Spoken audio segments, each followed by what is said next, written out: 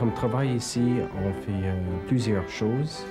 D'abord, les réparations, les restaurations pour les musiciens professionnels ici en ville, mais aussi ailleurs au Canada. Deuxième chose, on fait l'entretien des instruments pour les étudiants et on s'occupe des petits instruments pour les débutants. Ok.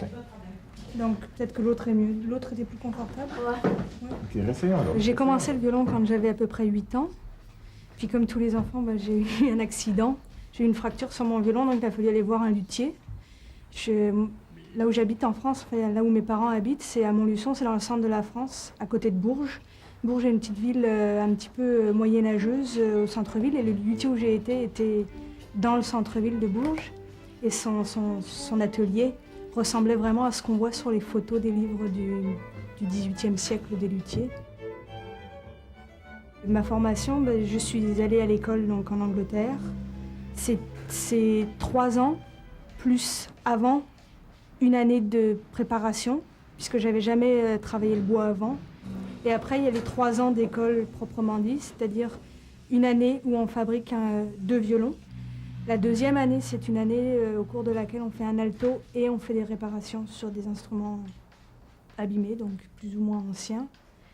Et la dernière année, c'est l'année où on a l'examen. À la fin de l'année, on fait un violoncelle et 2 violons dans l'année.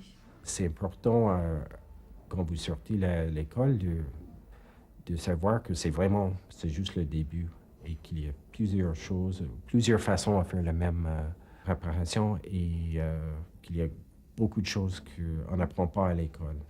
Pour savoir où sont les meilleures écoles, il faut passer par un atelier comme nous, où on va avoir une liste des meilleures écoles. Il y a peut-être 5 ou 6 dans le monde entier qui sont reconnus.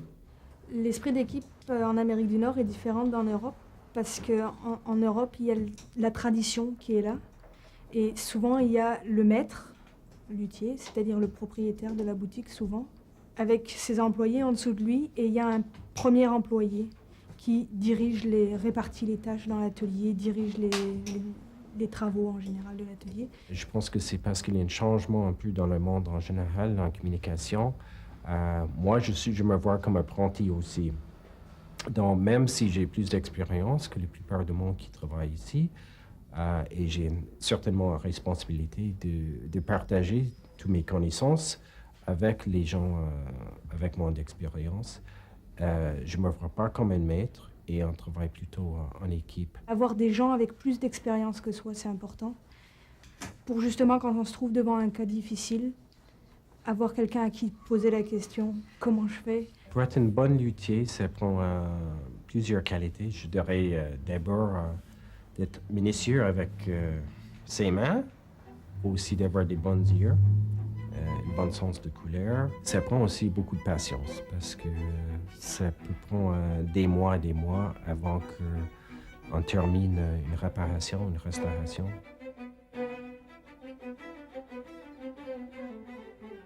Souvent, on parle une langue un peu différente que les musiciens et c'est important d'essayer de le comprendre et de voir comment ils voient l'instrument, qui est plutôt comme un outil pour faire la musique.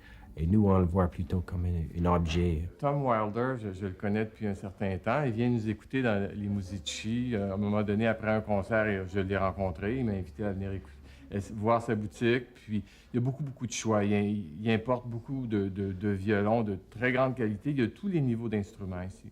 Dans une journée, il y a d'abord le service à la clientèle, qui est important, la relation avec les clients, essayer les instruments, discuter avec eux ce qui ne va pas sur leur instrument, ce qu'ils aimeraient améliorer.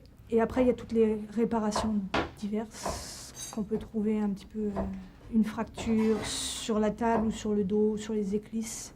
Il y a énormément de gestes différents. On ne peut pas dire qu'il y ait de journées typiques.